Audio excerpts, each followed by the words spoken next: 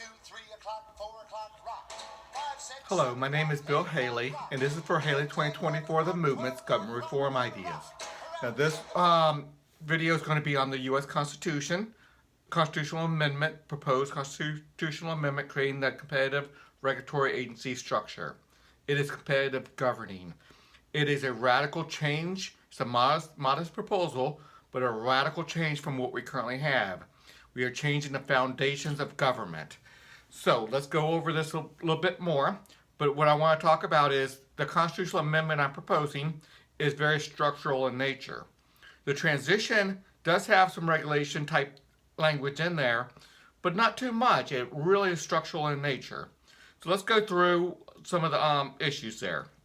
So if you don't know the overview, you want to go listen to, I got a mid-sized length overview, a longer overview, about an hour, and a shorter overview. And most of my videos have a quick overview. And I'll probably do a quick overview in this one as well, but let's go through how it's structural in nature.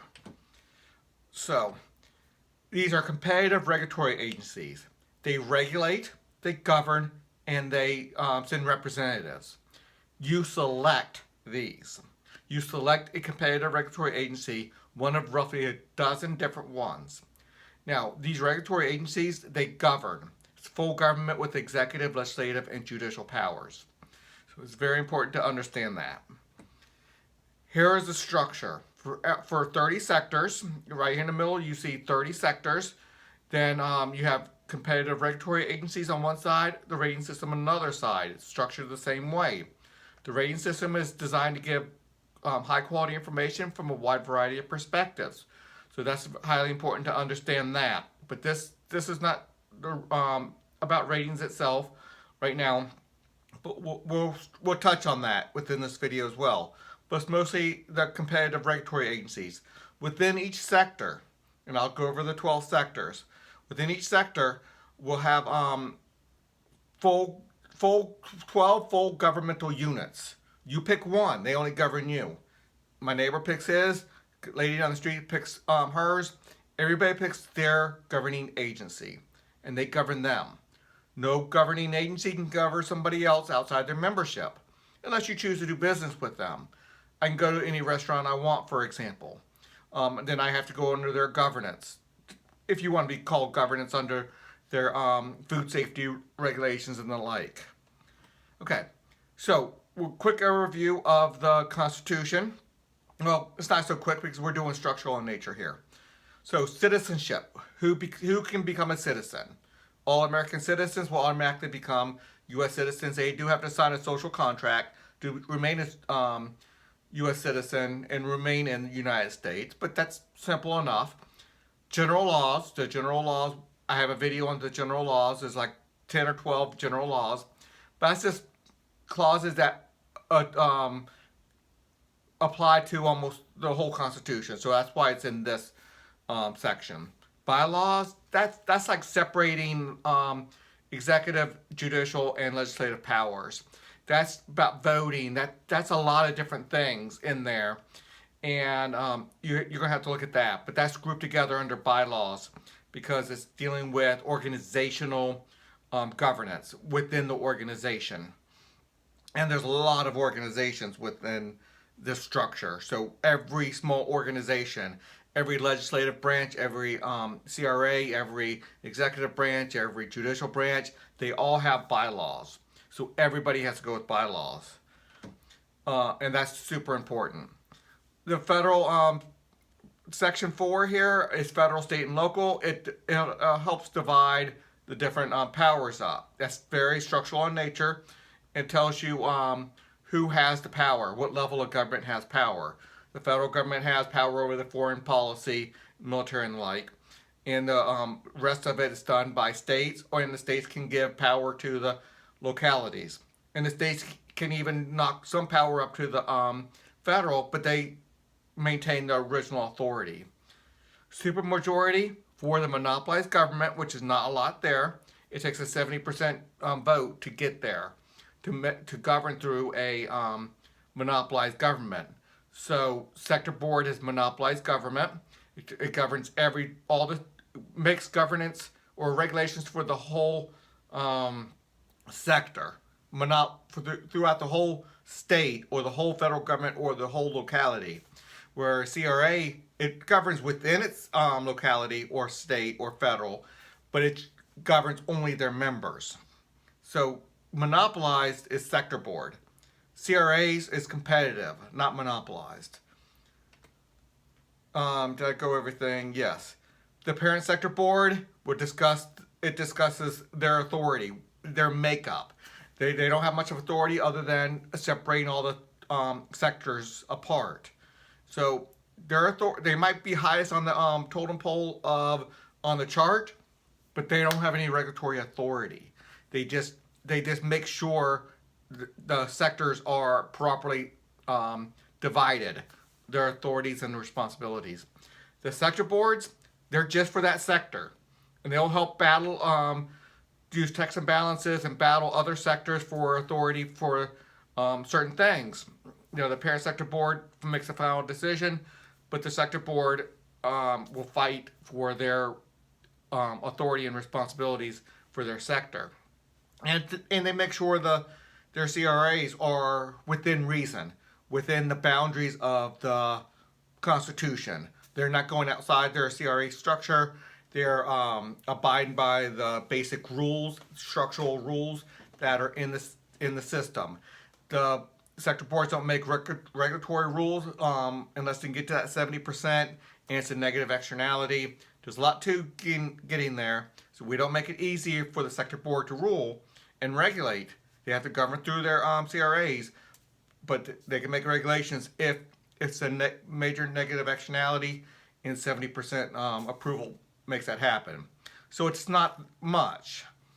Competitive regulatory agencies is what this whole thing is. Section 9 is pretty much everything. It's 90% of this amendment. Every other part of this amendment is based or built to support competitive regulatory agencies. That is the base of the whole thing. The sector boards is to support the CRAs. The parent sector board supports the CRAs. Actually, the CRAs send representatives and make up the parent sector board, make up the sector boards. So that is where it's all at. That's what it's made for. The whole rating system is to make the CRAs work better, for people to give high quality information so they know what CRA to choose based off of their philosophy, their values, their way of thinking. The rating system, again, it is structured the same as the CRA side, but it's their issue is quality information. Their only regulatory structure is to give a rating floor, so standards can't go below a rating floor. There's a lot of ways to get to a certain rating, so then you control negative externalities. There's a lot of ways to control that pollution, so it doesn't put a monopolized set of regulations around and force everybody to now govern their businesses in such a way to use that one filter or whatever. There's a lot of ways to mitigate negative externalities. So a rating floor allows many things to be tried to get above that standard. Taxation. This is talking about CRA fees. Things still need to be collected. Taxes for the military, taxes for helping the poor, taxes for all the stuff. You call taxes fees. There's a lot of ways you do it, but it's structural in nature. It gives some basic rules. Structural in nature now. Basic rules for taxation. Debt. We in America have created a huge debt. We spent more than we had, and we mortgaged our children's futures to live large now, and there's a lot of teaching on that. That's not exactly the best way of looking at it, but a lot of people look at it that way, and it's definitely going to hurt the future generations. But everything going to the free enterprise system, if I haven't said it yet, education, roads, military, police, everybody's going into the free enterprise system. Nothing the current government owns will be owned by government anymore. It'll be owned by the free enterprise system or by CRAs in a competitive nature. So everything needs to be sold. if everything government currently owns is sold, it might just pay off that debt. But we have a way of paying off the debt, of selling everything into the free enterprise system, and that's part of structural in nature. That even that alone is a structure to allow CRAs to do it and the free enterprise system to come in and do it. How we're not going to allow cronyism or something to reign. This structure has a dozen different ways to stop fraud and corruption and cronyism and the like. It's just structured in a way that really puts a hamper on somebody trying to game the system. Pockets of freedom is our foreign policy and immigration policy, and that's more structural in nature too. It allows CRAs and private sector, more CRAs to really go in and allow the oppressed people or people who just don't like their country to escape their country, but not actually come into our country, but have pockets of land where they can escape to and start to live, create a society, long-term home. We're not talking short-term, but create jobs, create a society. It's a way of doing that. And there's a lot to get into on that. Don't assume too much on that. All the bad stuff about nation building, because I do it significantly different. We start afresh. We start off with a zero population, let people come in, to a large degree at least. States partial acceptance per sector. That allows some states to not go fully into the system. They have to go to the foreign policy, military into it, but some states might want to hold back. It's there to allow enough votes, enough states to vote to allow this constitutional amendment to pass.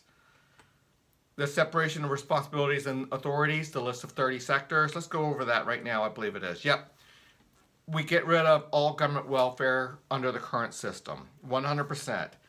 Through the tax code, through food stamps, through housing allowances, through all the Medicaid, Medicare, all of that is gone.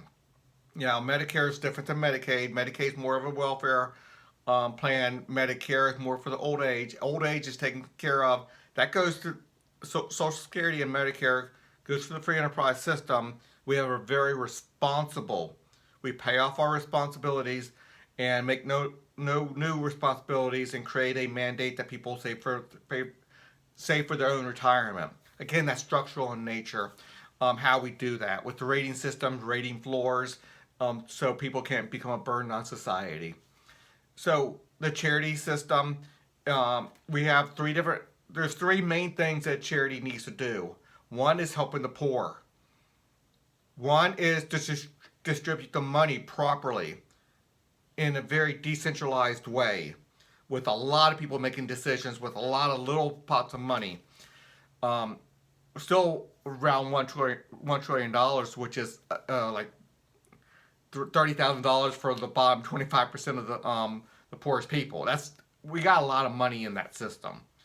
So we're looking at 5% of GDP is what we're looking at, and that gives a lot of money to do what needs to be done to help the poor, take care of serious unmet needs. The caseworkers is a huge one. We have that as a separate sector, just helping the poor, providing food, providing shelter, providing medical care.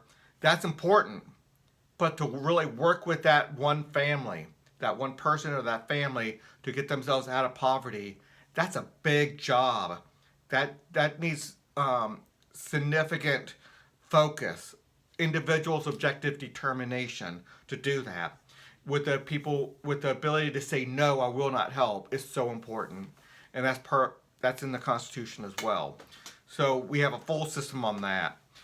Just think about it, family law. You get to pick which family law regulatory agencies you want to go with.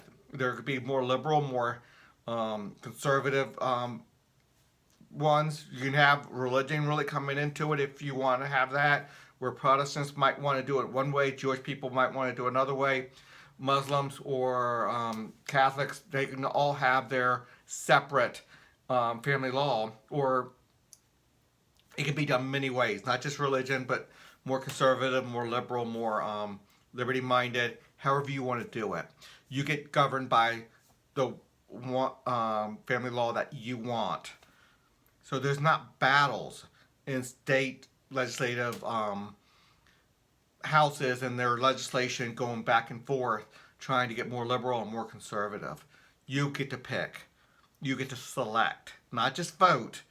You select from a multiple ones. And then you vote within your group of like-minded people. In religion, that's there not to regulate religion. That's there for religion to have a high enough status. The sector, the CRAs, that's a high level of authority, not to exert itself for religion exerting itself, but to protect itself, protect religious liberty. Okay, the foreign protection system. That's highly important that we separate the the diplomats from the commander-in-chiefs. We don't want those people to be the same. The military corporation, we want significant free enterprise in the military. Can't be all free enterprise, obviously. There's limitations to that. But the way the military capability system is a way to fund the military to base it on capabilities. So different people can do different ways, and as long as capabilities are there, you're paying based off of capabilities, not contracts. It's a different way of doing the system, and that's just a way to do free enterprise. Not total free enterprise, but a lot of free enterprise principles come in. We allow private sector, military corporations, whose product is providing military capabilities to America. They can't just go out there and use their forces wherever they want to. They are strictly regulated by one place they're regulated by is military authorization agencies, authorizing them to be a military commander. Anybody in the military, from the top guy to the lowest private, everybody. So let's keep on going on, or we'll do a full video on just this alone, this full sector, and probably each of the sectors individually. Violent crime mitigation system, 5 in the violent crime mitigation. We're going free enterprise in law enforcement, free enterprise in the courts, free enterprise in the prisons. The other ones you see here is the violent crime. Now, it has to be a monopolized set of laws on the definition of a violent crime. You can't have competitive on that. That's just something you can't have. You can have competitive laws on insurance regulations or family law or other things, but we're talking about one person hurting another violently, harming them, not financially. That can be done in another sector. Not there's a lot of ways to harm somebody, but we're talking physical harm. Somebody punching somebody, somebody killing somebody, somebody stabbing somebody, somebody raping somebody. That's what we're talking about on this one. That has to be the same across the board. But that whole sector is not monopolized, because we're talking about the prosecutors, we're talking about the defense counsels, and a lot of that will be within this sector. And your CRA has to supply the defense counsel. If you can't hire one on your own, they have to give that public defender. So there's a lot to get into, and I don't want to go too far into that. But you see that it's structural in nature. It doesn't say that who has to do what. These are the responsibilities of what you're doing. And by the way, the sector board, or I believe the parent sector board, they have to give a mission statement for every sector. And now that mission statement cannot be regulatory in nature. It has to be broad subjects. You have to deal with divorce and marriage and child care and elder care. On insurance, you have to deal with auto and house and health and life insurance and the like. We're talking about that. And it might be able to break it down a little bit more than that, but we're talking major subjects. We're not talking micromanaging in any way, shape, or form. And I have language to state that within the Constitution. And in the prisons, there's a funding mechanism, but it's structural in nature in that CRAs will be battling other CRAs for prisoners and making sure who does a better job. And the way I do the funding with that is who does a better job with good results for the prisoner, good results with reparations and the like. There's many things you base it off of, and I'll get with you on that in that video. But it's structural in nature in that you get more money for having better results in the things that we want better results in. Let's keep on going, or I can get into a lot of rabbit trails. Okay, healthcare and healthcare medicine. Medicine is more than pharmaceuticals and medical devices. Healthcare otherwise is the full healthcare system. And there's a lot to get into that. Help is going to be coming through charities. Insurance is going to be playing a big role. But competitive regulatory agency is going to be huge in that. I really want to talk about that, but we'll do that in another video. Financial, that's just finance regulations in general. And I separate banking out from that as a subcategory. And I have a separate sector for that, dealing with money and a structure for, a structure for competitive money that has one standard that would work a lot better than our current system. It does not allow inflation or the inflation tax. Insurance is structural in nature. It's letting the competitive regulatory agencies that you select govern you. Now, most of the people selecting these will be insurance companies, health insurance companies, car insurance companies, and so the individual selecting that CRA is not going to be so meaningful because it's the insurance companies that need to be regulated. You might want to choose an insurance company that matches your philosophy. So insurance company A says, I'm being regulated by the CRA and this is their philosophy, so join me. That's fine. But that's where most people, citizens, the end user is going to interact with the insurance regulators. Food is structural in nature. There needs to be food regulations. So the CRAs will be doing that. Education, we need to take it from socialism to free enterprise. And if you want to stay socialism, you can do that within your own CRA that you choose. That would be the money you're bringing in and the money and the benefits provided for you. So you can select your school board. You don't just vote for your school board, you select it. Human resources and sales, that is dealing with a lot of taxation in that one. That funds the military with the 5% GDP tax. So it collects 5% of GDP. There's some other stuff in there that we'll go over when we get there. And but it's structural in nature. It's not micromanaging in there. Identity, personal and business, that's an exciting sector for me. It's able to take over a lot of responsibilities, but because it's going to be done in a competitive way, you can bring some free enterprise, regular services into the mix. It's going to deal with citizenship, ownership. It has some other stuff in there too, and I'm forgetting the whole list, but we'll have a video on that.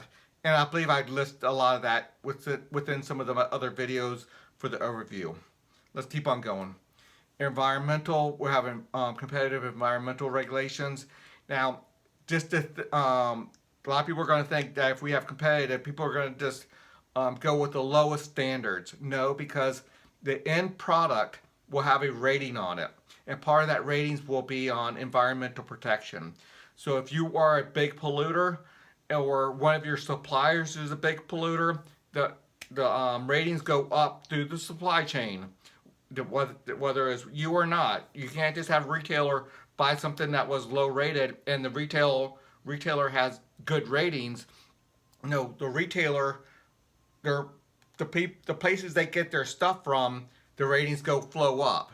So it's on the product itself. So when you see a product and it has a 40 rating, which is low, a 60 or 70 is going to be higher, you're not going to buy it from a 40 rating because you're going to be subsidizing a polluter.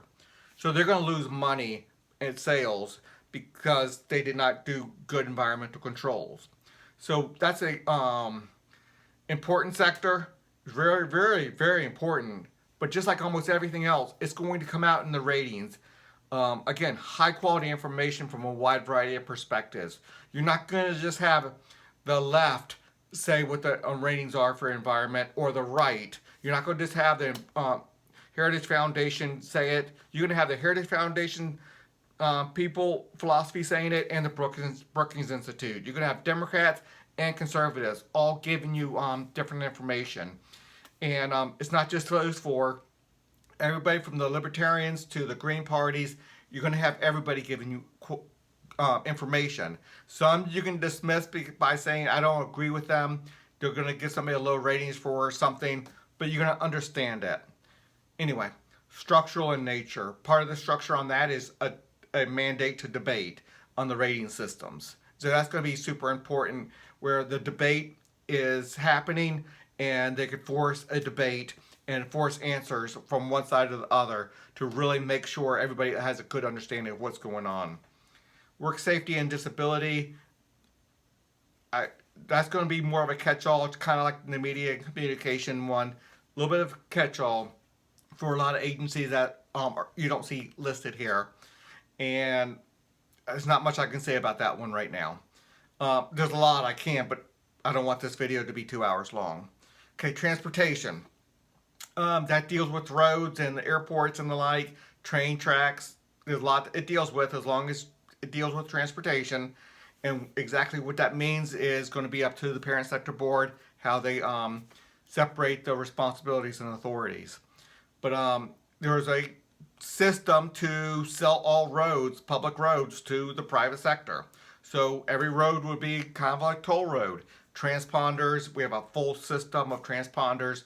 It's kind of built into the system where we have transponders, or if a new technology comes on, we'll make sure the language in the Constitution is well enough to be able to utilize any system. Basically what we want is, we want to know who's riding over what, well, we want to know that a transponder is riding over a certain road. It's totally anonymous. We use the word anonymous. Easy way of doing anonymous on this stuff, in this kind of stuff.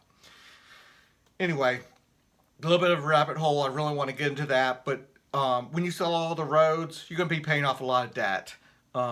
It just is. And media and communication, land and water, again, very structural in nature. So you see how we're doing this. Okay, let me read this one. And I kind of have this in a very short line. Basically, any one person can only hold a position in any CRA structure, only one position. But let's go over the whole thing. One person can serve in a position of official authority no person can serve in a position of official authority in more than one sector. There's 30 of them. If you have a position of official authority, you can only be in one sector at a time. You can only be at the federal level, state level, or local level. And different sectors are going to have a lot of authority at the federal or at the state, or some of the sectors will have a lot of authority at the local. Regardless of that, any one person can only hold authority at the federal, at the state, or the local. You can't combine them. You can only hold a legislative position, executive position, or judicial appointment or a position. You can only be on the CRA side or the rating system side. You cannot be on both. You can be at the CRA level, the sector board level, or the parent sector board. You cannot be on more than one of those. You can be on the rating agency, a rating system, or the parent rating system. There's a lot of separation of powers here. Each one of these are going to try to make sure they maintain their power. But each one of these also get their power, the representation from the CRA or the RA at the lowest level, where like-minded people in a small group are putting up representatives to represent them, their interests, their thoughts, their opinions. So that's super important to understand. So you see this structure. You see the parent sector board made up of representatives of all 30 sectors. And with it, not just all 30 sectors, but CRAs from all 30 sectors. The sector board is made up of all 12 sectors underneath, all 12 CRAs underneath it. So a CRA sector board is not above the CRA. It's made up of their representatives to do things that need to be monopolized. Not a lot, but to keep that structure alive and to allow the full system to say this CRA is getting a little bit out of control, outside their boundaries, and we need them to only govern within their boundaries. They're causing negative externalities, or that belongs to another CRA, another sector CRA, or whatever the case may be. It allows a place for different governing agencies to go up to say, with their representatives, to say the CRA's outside their boundaries. We have a full structure, structural in nature.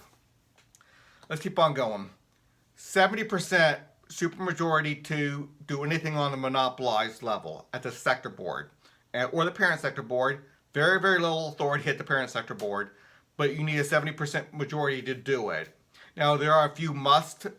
The structural system must be done.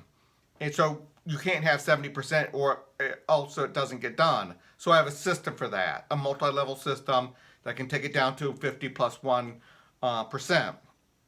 50% plus 1. But I have a system for that. But that's only to create the system. That doesn't give that system authority. But also the 70% vote floats when it deals with fundamental rights. It only takes 30% to say you cannot infringe on my freedom of speech, my freedom of religion, freedom to own a weapon, freedom to within the criminal justice system. We have private law enforcement, private courts, private prisons. But we only need 30% of the population, which, let me say it better, representatives of 30% of the people within your locality, within your state, within the federal government, whatever level we're talking about there.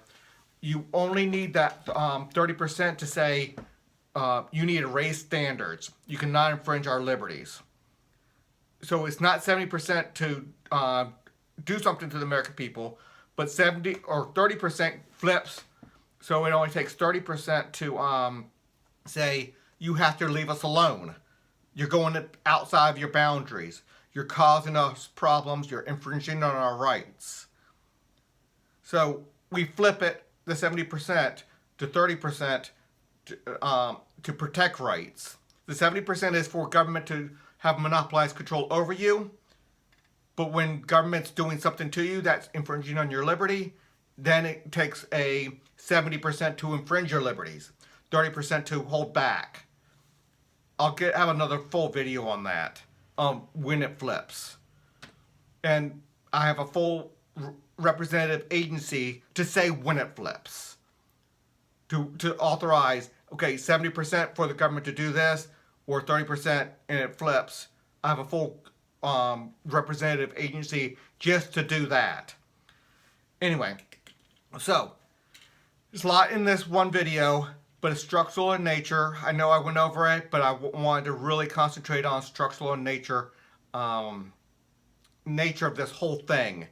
And again, if you look at in the Constitution, you're going to see certain numbers that look like regulations, but in a large way, it's not. It's more the transition. Once we get past the transition, the first 5 years, you're not going to see it.